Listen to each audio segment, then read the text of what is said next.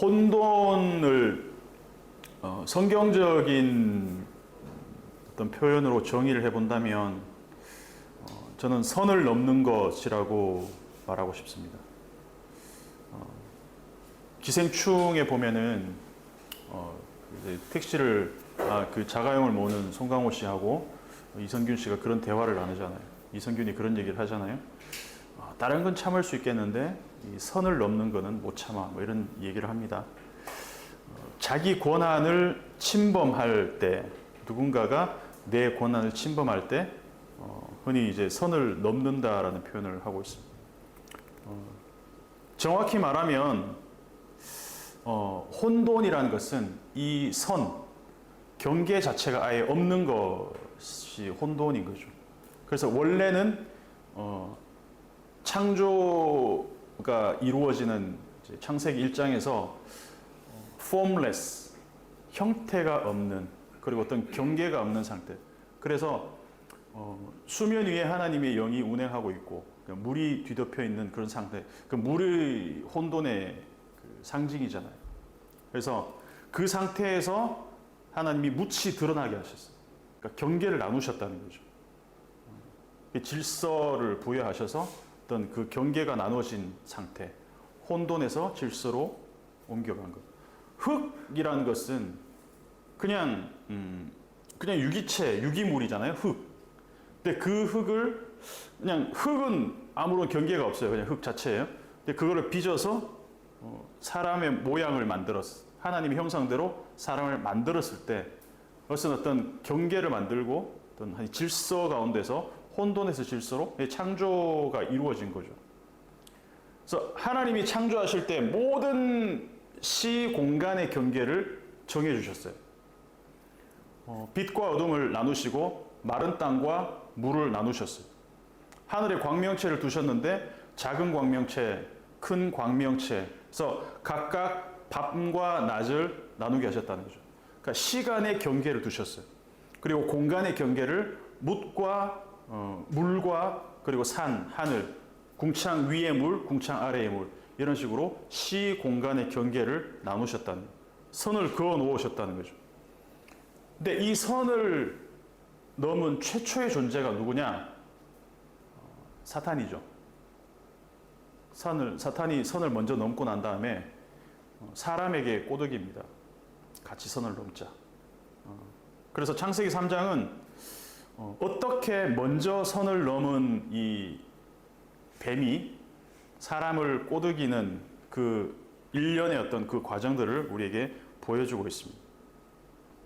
자녀가 부모에게 반항할 수도 있고 말을 안 들을 수도 있겠지만 선을 넘을 수는 안 되겠죠. 선을 넘어서면 안 되겠죠. 개인적으로 좋아하는 시편이 104편입니다. 저번에 우리가 나누어 썼는지는 기억이 잘 안 나겠지만 그 표현을 보면 재밌는 표현이 있어요. 그러니까 하나님이 땅과 바다, 산의 경계를 정해 주셨어요. 이 수평적인 경계도 정해 주셨고 이 수직적인 경계도 정해 주셨어요. 그런데 물이 하나님이 경계를 정해 주시는데 물이 막 경계를 넘고 산으로 막 올라가려고 그래. 그러니까 하나님이 올라가지 마! 이렇게 꾸짖었어. 꾸짖으니까 산이 잽싸게 도망하는 장면이 나와요. 한번 읽어볼까요? 시편 104편 6절에서 7절까지입니다. 시편 104편 6절에서 7절. 구약성경 878페이지 나옵니다. 저는 이 장면을 굉장히 좀 회화적으로 재밌게 좀 읽은 기억이 있어서 같이 한번 읽어보겠습니다. 시편 104편 6절하고 7절 읽어볼게요. 시작. 옷으로 덮음같이 주께서 땅을 깊은 바다로 덮으심에 물이 산들 위로 솟아올랐으나 주께서 꾸짖으시니 물은 도망하여 주의 우레소리로 말미암아 빨리가며. 아멘. 재밌지 않아요? 예. 그 다음에 8절 9절을 같이 한번 읽어볼까요? 시작.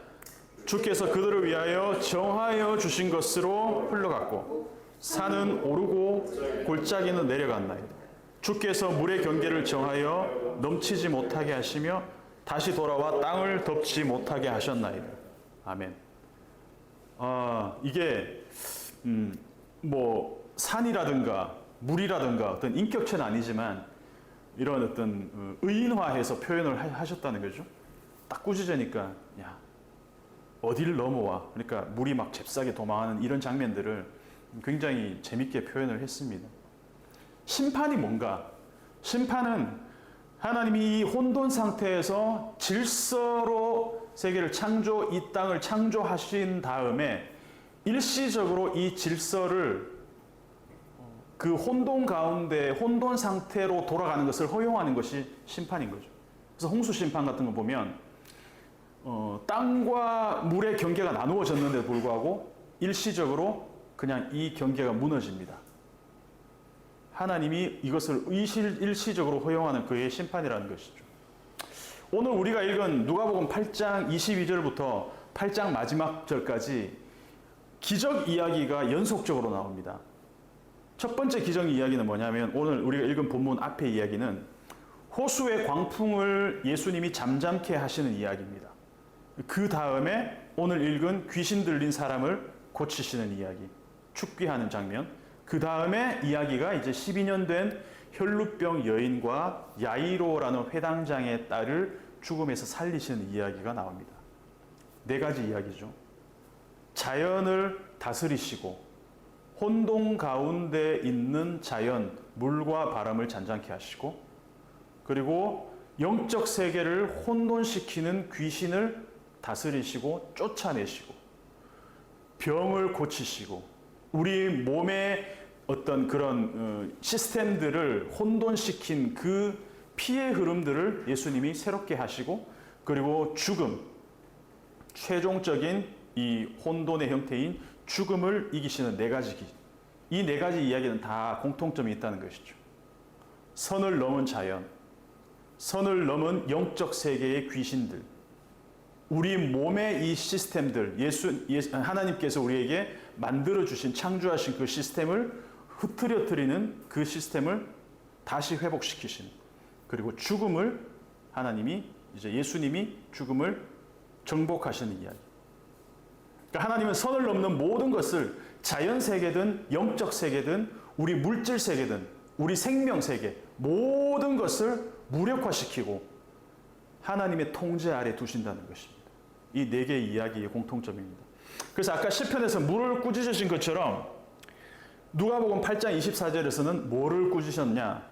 바람과 물결을 꾸짖으시자 어떻게 됐습니까? 즉시 잔잔하게 되었다라고 나오고 있습니다. 그래서 오늘 나눌 이야기에서 예수님이 귀신을 내쫓으신 장면도 같은 맥락이라는 거죠. 예수님과 제자들이 갈릴리 호수를 배 타고 건넜습니다. 그리고 거라사라는 가다라라는 지방이라고도 하고 거라사라는 지방에 가서 이제 만난 사건입니다. 이 거라사라는 지방에 이르렀는데 제일 먼저 만난 사람이 제일 먼저 예수님과 제자들을 이렇게 웰컴하러 온 사람이 누구냐? 미친 사람. 귀신 들린 사람. 어디 여행을 갔어. 유럽 여행을 갔어. 근데 제일 먼저 만난 사람이 미친 사람이야. 광인이야, 광인. 막 옷도 안 입고 막. 그러면은 심란하겠죠. 그죠? 예. 근데 이 사람은 귀신 들린 사람이라고 이제 표현이 되어 있는데 원래는 귀신들, 다이모니아라는 복수로 표현되어 있습니다. 자, 귀신 하나만 들려도 모르겠어요. 귀신 들려본 적이 제 기억에는 없는 것 같은데 아직까지 귀신 하나만 들려도 아직 안 들려봤죠? 예. 하나만 들려도 정신이 없을 텐데 무슨 귀신이냐? 군대 귀신이에요, 군대 귀신. 어마어마한 귀신을 지금 소유하고 있다라고 표현하고 있어요, 성경이. 이 귀신들을 소유하고 있는데 심지어 이 사람은 옷도 안 입고 다니고 오랜 시간 그리고 집도 없이 어디에 살고 있냐? 무덤가에 살고 있는 사람이에요. 그 사람이 살아가는데 반드시 필요한 게 있잖아요. 의식주, 먹고 자고 입고 가장 인간의 기본적인 존엄을 결정하는 것들 큰 집이 아니더라도 내가 숙식할 수 있는 집과 먹을 것과 옷이 필요한데 이 사람은 자기의 인격도 완전히 지배당했고 옷도 없고 집도 없이 완전히 자아가 붕괴된 사람으로 지금 살아가고 있다는 것이죠. 28절 한번 읽어보겠습니다. 28절 시작. 예수를 보고 부르짖으며 그 앞에 엎드려 큰 소리로 불러 이르되 지극히 높으신 사랑 하나님의 아들 예수여, 당신이 나와 무슨 상관이 있나이까? 당신께 구하노니 나를 괴롭게 하지 마옵소서 하니. 네. 귀신 들린 사람이라서 예수님의 정체를 귀신같이 알아봅니다. 제자들은 예수님이 누구인지 잘 모르고 있어요, 아직. 그래서 앞에서 배 타고 오다가 광풍을 만났을 때 예수님이 잠잠케 하시잖아요. 그러니까 제자들이 뭐라 그랬냐면 저가 누구이기에 이렇게 얘기합니다. 그가 누구이기에 바람과 물을 명함에 순종하셨는가라고. 그러니까 제자들도 예수님이 정확히 누군지 아직 몰라요. 근데 귀신은 초면에 바로 알아봅니다. 귀신같이. 그래서 귀신 들린 사람의 공통점은, 성경의 공통점은 뭐냐 하면 예수님이 누군지 정확하게 알고 있다는 거예요. 당신이 누군지는 정확하게 알고 있어. 근데 그 다음에 나오는 말이 뭐냐? 하지만 당신과 나는 아무 상관이 없다. 누가복음 5장 33절을 보면 가버나움 회당에 더러운 귀신 들린 사람이 그럽니다. 우리가 당신과 무슨 상관이 있나이까? 우리를 멸하러 왔나이까? 나는 당신이 누구인 줄 아노니 하나님의 거룩한 자니이다. 예수님이 누군지는 정확히 알지만 나랑 아무 상관이 없는, 하나님에 대한 지식은 있지만 실제로는 아무 상관이 없는 존재가 누구다? 귀신이라는 거죠. 예수님을 머리로 알아요. 배운 교리로 알아요. 하지만 나랑 아무런 상관이 없으면 정체성을 한번 의심해 봐야 됩니다. 아마 예수님은 귀신 들린 사람 만나자마자 귀신을 쫓아내려고 하신 것 같아요. 27절에 보면 그 사람이 귀신을 소유하고 있다라고 나오는데 29절에는 귀신이 이 사람을 붙들고 있다고 나옵니다. 그러니까 소유권을 보세요. 27절에서는 이 사람이 귀신을 소유하고 있다고 나오고 29절에는 귀신이 이 사람을 소유하고 있다고 나와요. 내가 귀신인지 귀신이 난지 헷갈리는 상태. 자, 서두에 제가 말씀드렸죠. 혼돈이 뭐라고요? 선을 넘어서 경계가 없는 거예요. 하나의 인격이 아니라 여러 인격의 귀신이 이 사람을 소유하고 있어서 이 인격의 구분이 없어져 버렸어요. 완전히 한 사람의 인격 자체가 혼돈 상태로 들어가 버렸다는 거죠. 그러니까 사람과 귀신의 경계가 없는 인격체. 마치 땅을 온통 뒤덮은 이 물처럼 인격도 경계가 없어져 버렸어요. 하나의 인격도 제어가 안 됩니다. 나도 가끔 이상한 인격이 나와가지고 제어가 안 될 때가 있잖아요. 그죠? 지킬 앤 하이드. 인격이 2개만 돼도 이게 사람이 이상해지는데 수천 개의 인격. 얼마나 파괴적이겠습니까? 내 안에 2,000개의 서로 다른 인격이 있다고 생각해 보십시오. 3,000개, 4,000개. 한 군대라 그랬어요. 군대는 당시 로마 부대 이제 레기온이라는 군대는 3,000명에서 5,000명, 6,000명 정도의 이 군단이에요. 그 귀신이 내 안에 들어왔다는 거예요. 귀신 수천 마리가 한 사람 안에 들어 있으니까 이 사람이 자기를 제어할 수가 없어요. 통제가 안 됩니다.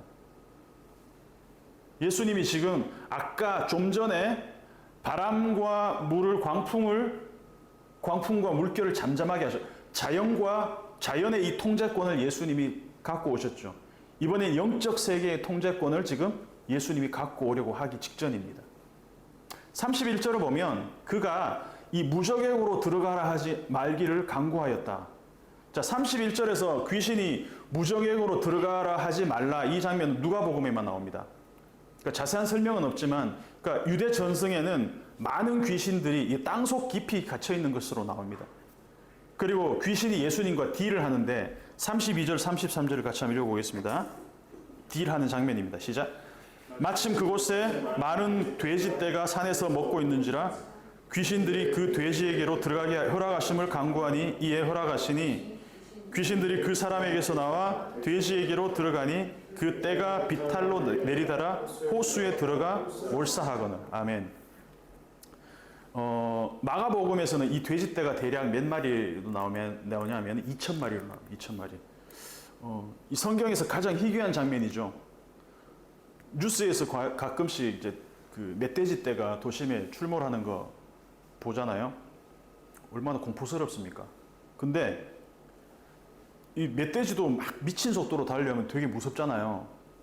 근데 갑자기 귀신 들린 돼지 2,000마리가 비탈을 평지가 아닌 비탈을 내리다라 막 온 그 장면을 한번 생각해 보십시오. 상상만 해도 아찔하지 않습니까? 그것도 누군가의 재산일 거잖아요. 그 재산이 귀신 들린 돼지. 얼마나 무섭겠어요. 막 내려오면서 막 오열 정도로 이렇게 꽥꽥꽥 그러면서 이렇게 내려오겠어요? 귀신 들렸으니까 막 미친 듯이 서로 밟고 넘어지고 뒹굴고 막 그러면서 온 마을의 소리와 이 냄새와 그 호수에 빠져서 익사했으니까 그 호수는 온통 또 오염이 됐겠죠. 동네 전체가 그냥 이 귀신들의 숙주가 된 돼지들의 그냥 사체로 그냥 엉망이 됐을 거예요. 한 도시가 그냥 완전히 그냥 아수라장이 되었을 겁니다. 34절, 35절 같이 한번 읽어보겠습니다. 시작. 사람들이 보고 도망하여 성내와 마을에 알리니 사람들이 그 이루어진 일을 보러 나와서 예수께 이르러 귀신 나간 사람이 옷을 입고 정신이 온전하여 예수의 발치에 앉아 있는 것 보고 두려워하고. 마을 사람들이 소식 듣고 몰려와서 보니까 귀신 들렸던 사람이 너무 멀쩡하게 옷을 입고 예수님 발 앞에 앉아 있습니다. 돼지 때는 호수까지 죽어서 막 둥둥 떠다니고 있었겠죠.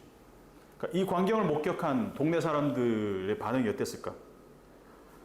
36절, 37절을 보면 귀신 들렸던 자가 어떻게 구원받았는지를 본 자들이 그들에게 이르매 거라사인의 땅 근방 모든 백성이 크게 두려워하여 예수께 떠나시기를 구하더라. 예수께서 배에 올라 돌아가실세. 이렇게 나옵니다. 한 사람의 인격이 완전히 정상으로 돌아오는데 어떤 비용이 들었냐면 돼지 2,000마리의 비용이 들었어요. 한 사람이 회복되는데 어마어마한 희생이 따랐다는 거죠. 이걸 돈으로 환산한다면 어마어마한 대가가 아닐 수 없겠습니다. 사람들은 어떤 생각을 했을까요? 우리 마을에 미친 사람 하나 돌아다닌다. 이거랑 우리 마을에 돼지가 수천 마리가 떼죽음 당했다. 어떤 게 더 이 사람들한테는 더 좀 타격으로, 좀 충격으로, 아니면 이 사람들의 삶을 더 이렇게 힘들게 했던 게 뭘까? 돼지 2,000마리의 손실, 이 경제적 어떤 타격. 만약에 이 사람이, 이 예수란 사람이 우리 마을에 한 달만 더 머물렀는데 만약에 귀신 들린 사람 한 명만 더 있다면 어떻게 되겠어요? 4,000마리.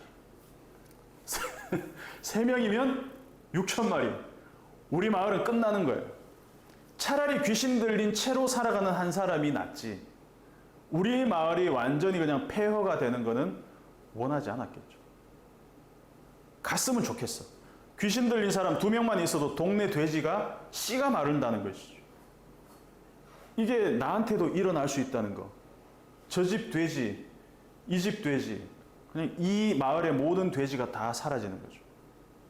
어쩌면 이 마을 사람들한테 귀신 들렸던 한 사람이 회복되었다는 기쁨보다도 이 일 때문에 마을에 생길 경제적 손실이 더 걱정되었을 수도 있다는 것이죠.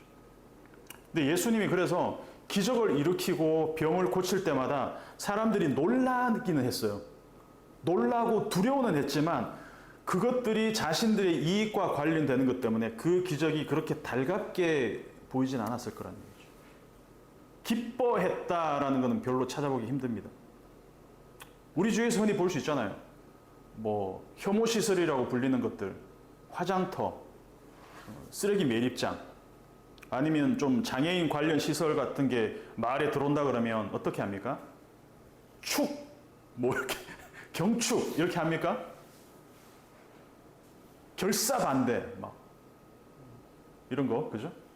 근데 뭐 우리 도시, 우리 시에 무슨 대학병원이 들어온다, 전철이 깔린다 이러면 경축 막 이러면서 나오잖아요. 우리의 본질이라는 거죠. 인간의 본질이라는 거죠. 거라사인들 뿐만 아니라 우리가 똑같으면 님비 현상. Not in my backyard. 그러니까 아무리 좋은 일이라도, 아무리 한 사람의 생명이 회복되는 그런 기쁜 일이라도 나에게 조금의 손실만 생겨도 그거 대동단결하여 막아선다는 거죠. 이게 우리의 모습이라는 것입니다. 근데 예수님은 이런 결과를 예측하지 못했을까? 그냥 이 귀신을 없애고 제어하고 이 사람을 정상적으로 돌리실 수도 있었죠.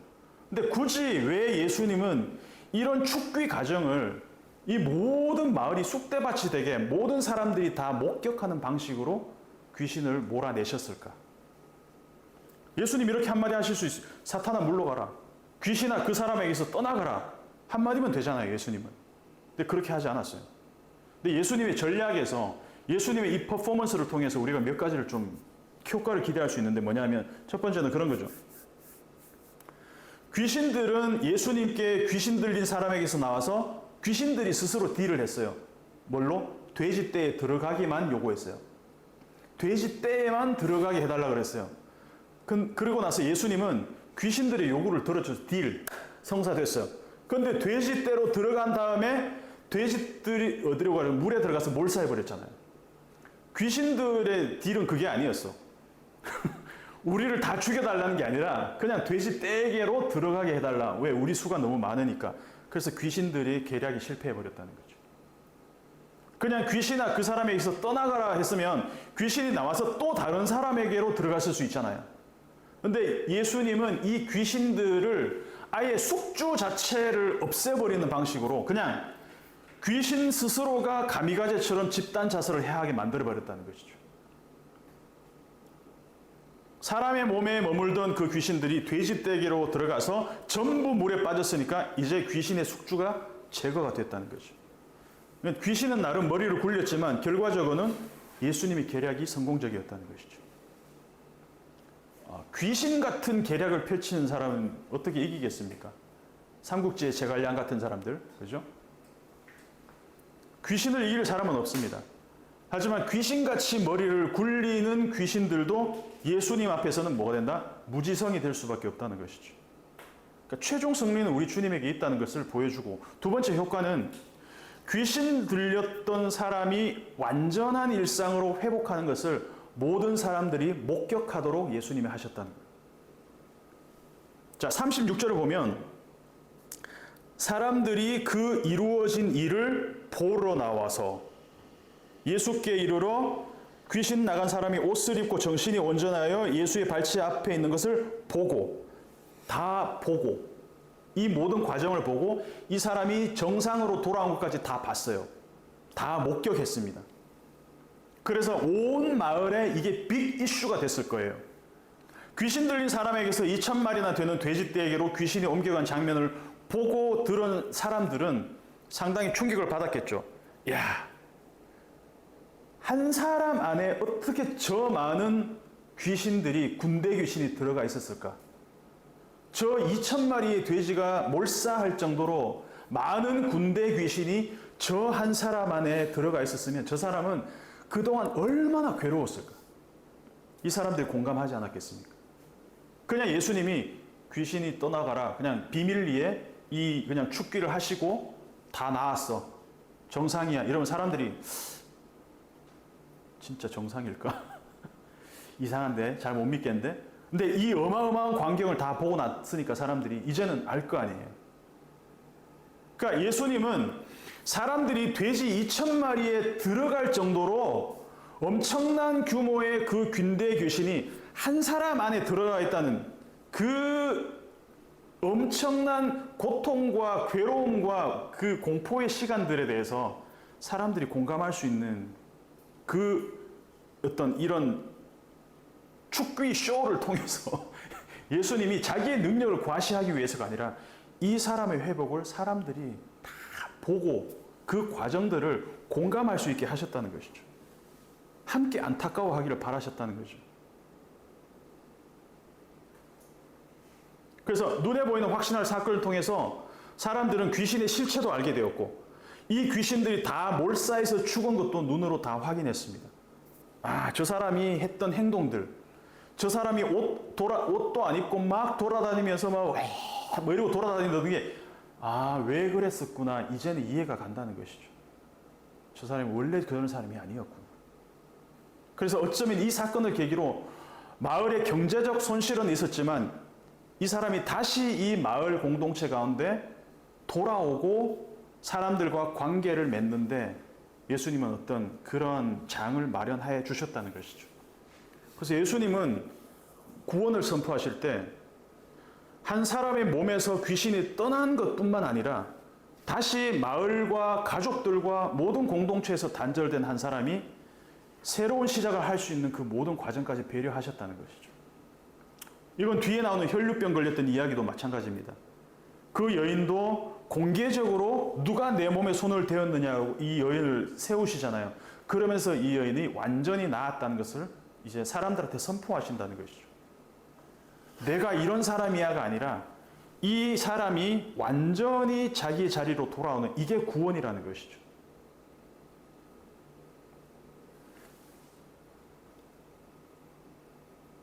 우리가 축귀, 신유, 집회, 그런 사역들, 성령 사역, 이런 거, 그런 것만 전문으로 하는 어떤 그런 분들을 가끔 보게 됩니다. 근데 우리가 그 본질을 좀 들여다볼 필요가 있어요. 본질적으로 우리는 내가 이런 사역을 한다라는 것을 통해서 자기를 드러내면은 사람들에게서 그런 도파민이 나와서 어떤 그런 사역, 어떤 그런 병이 낫고 귀신이 떠나가고 그 자체, 그 현상 자체에 주목하게 되는 경향이 있어요. 그건 도파민 중독이죠. 예수님은 사역의 균형을 이루셨다는 거죠. 가르치고 전파하고 병을 고치시고. 우리가 사역하는 것도 마찬가지인 것 같아요. 하나님의 말씀이 우리 안에 들어와서 우리의 전 인격이 완전히 회복되는 그 하나의 어떤 과정이고 하나의 어떤 그런 수단인 거지. 어떤 집중된 어떤 하나의 사역, 그것들이 어떤 그런 막 좀 화려한 그런 눈에 보이는 현상들로 자극을 주는 그런 사역을 예수님이 하신 게 아니라는 것이죠. 우리가 주의해야 될 게 그거 같아요. 단순히 귀신을 쫓아내고 병을 고치는 것, 몸과 영혼의 아픔을 회복하는 것뿐만 아니라 단절되었던 모든 것이 일상으로 돌아오는 것. 부서진 일상이 완전히 회복되고 그것이 봉합되는 것. 예수님이 원하시는 질서로의 회귀라는 것이죠. 혼돈 가운데서 질서로. 그래서 예수님이 제가 자주 말씀드렸지만 기적을 일으키시는 이유는 예수님의 능력을 과시하기 위해서가 절대 아닙니다. 예수님은 창조 질서를 회복하기를 원하십니다. 혼돈 가운데 들어가 있는 자연세계, 영적 세계, 사람의 몸, 그 모든 것들이 그 무너진 관계, 그 모든 혼돈이 다시 한번 질서 가운데로 회복되는 것. 그것이 예수님의 기적의 목적이라는 것이죠. 그 35절을 보면 귀신 들려서 벌거벗었던 사람이 아까 옷과 집이 나왔었잖아요. 옷도 안 입고 돌아다니고 집에서도 떠나온 사람이에요. 그런데 이 사람이 예수님의 구원의 선포를 받고 나서 다시 옷을 입게 되었다는 거예요. 이 광경 보면 이제 아담과 하와가 벌거벗음을 수치스러워하던 때에 하나님이 가죽옷을 지어주는 그런 장면도 오버랩되고 귀신 들림으로써 자기 스스로의 인격이 분리되고 사회 공동체와 단절되고 하나님과 단절되었던 내 인격도 단절되고 내 인격도 분리되고 사람들과도 분리되고 하나님과도 분리되고 모든 것이 다 분리되었던 사람이 내 인격이 하나가 되고 사람들과의 관계도 연합이 되고 예수님과 하나님과의 관계도 회복되는 이게 구원이라는 거죠. 총체적 구원. 근데 우리는 여전히 우리의 삶이 회복되고 구원받는 것에 큰 관심이 없을 수 있습니다. 종교 생활을 열심히 합니다. 예수님을 신앙 고백으로 믿고 있습니다. 그런데 내 삶의 중심으로 들어오는 것에 대해서 큰 관심이 없을 수도 있습니다. 마치 귀신들이 당신이 누군지를 알지만 나와 당신이 무슨 상관이 있습니까? 라고 이야기한 것처럼. 그래서 당신이 이 사람에게 어떤 일을 행한지는 잘 보았는데 떠나가 주십시오. 예수님이 이 일을 하시고 사람들은 크게 두려워하여 예수께 떠나시기를 구하더라. 근데 38절에는 귀신 나간 사람은 함께 있기를 구하였으나 이렇게 나오죠. 이것을 경험한 사람들은 예수님이 자기를 떠나는 것을 원하지 않는다는 것이죠. 내가 경험했기 때문에.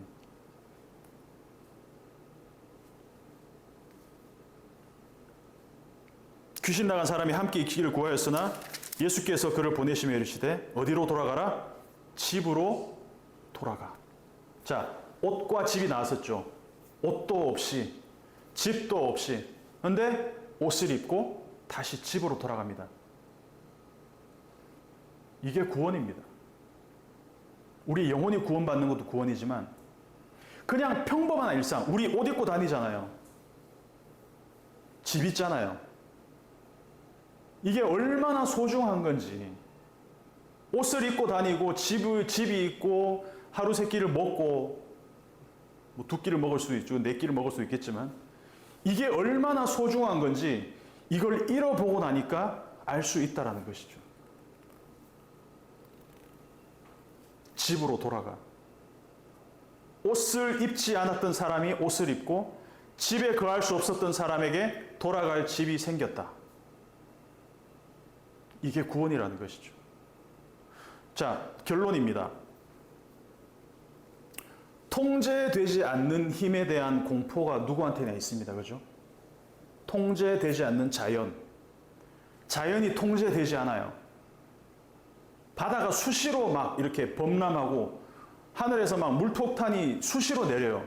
그거 우리 살 수 있겠습니까? 우리 못 살아요. 그런데 정말 가끔씩 자연재해가 일어나는 것들을 보면서 우리는 매일매일 하나님이 이 강력한 자연의 힘들을 통제하고 있구나. 이게 하나님의 질서와 하나님의 창조가 매일매일 일어나고 있구나라는 것을 우리는 그 광풍이 일어나는 바다를 잠잠케 하시는 예수님이 보면서 이 제자들은 깨달았어야 된다는 것이죠. 그 자연에 통제되지 않는 힘을 통제하시는 하나님의 그 질서를 유지하시는 힘. 이게 기적의 형태로 나타나는 거죠. 그리고 너무너무 잔잔한 바다. 우리가 매일 만나는 잔잔한 바다. 그게 그냥 일상적인 게 아니라 하나님이 그 질서를 붙들고 있기 때문에 가능한 거구나라는 것을 기자들이 깨달았어야 된다는 거죠.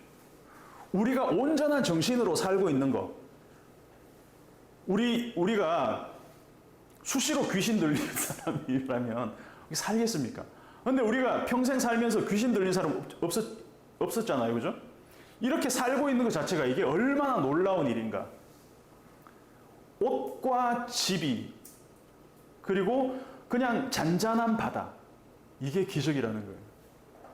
어마어마한 홍해가 갈라지고 막 요단강이 멈추고 이것도 기적이지만 뒤에 나오는 이야기도 마찬가지입니다. 피의 흐름, 피가 흐르다가 상처가 나면 다시 피가 멈추고 응고하고 지혈이 되는 게 인간의 이 피의 흐름, 이 혈액의 어떤 그런 속성인데 그거는 저절로 그렇게 된 것이 아니라 하나님이 피를 흐르게 하고 피가 응고되게 하고 지혈이 되게 하시는 그 모든 이 우리 몸의 모든 어떤 이런 기능들도 하나님이 다 붙들고 있기 때문에 가능하다는 거예요. 그 혈루병 여인은 그 평범한 일상을 잃어버렸는데 그걸 예수님이 일상으로 회복시켜 주셨다는 거예요. 그래서 8장에 나오는 이 4개의 기적 이야기들은 통제되지 않는 자연, 통제되지 않는 이 영적 세계, 통제되지 않는 우리 몸, 통제되지 않는 이 죽음이라는 이 모든 것들을 하나님의 통제 아래 다시 두신다는 것이죠. 물에게 꾸짖는 하나님처럼 귀신을 꾸짖고 쫓아내시고 우리 몸의 피조차도 너무너무 자연스럽게 우리는 생각하는 것조차도 심장이 쉬지 않고 뛰는 것조차도 이게 얼마나 놀라운 것인가를 하나님이 우리에게 매일매일 보여주시고 있다는 거죠. 우리가 눈을 들어서 야다 볼 수만 있다면은 우리는 매일매일 기적을 경험하고 살 수밖에 없다는 것입니다. 그래서 우리에게 어제와 같은 일상이 주어졌다면, 우리 일상교회잖아요. 그거는 당연한 것이 아니라 하나님이 일상의 이 모든 세계를 제자리에 붙잡고 가시는 그 하나님의 은혜 때문이라는 걸 기억했으면 좋겠습니다. 그래서 오늘 이야기에서 귀신 들렸던 사람이 그 몸과 삶이 자유롭게 되고 받은 선물은 뭐냐? 옷과 집이라는 일상입니다.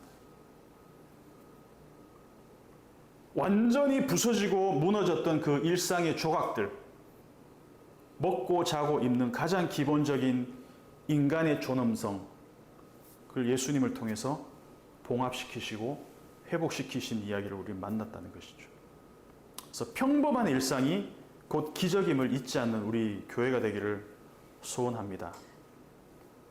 최종적으로는 죽음이 통제되지 않고 제 멋대로 날뛰게 두지 않으셨다는 거죠. 죽음이 온 세상을 휩쓸고 다니지 않도록 예수님이 죽음 가운데로 들어가셔서 그 죽음을 정복하셨다는 거예요.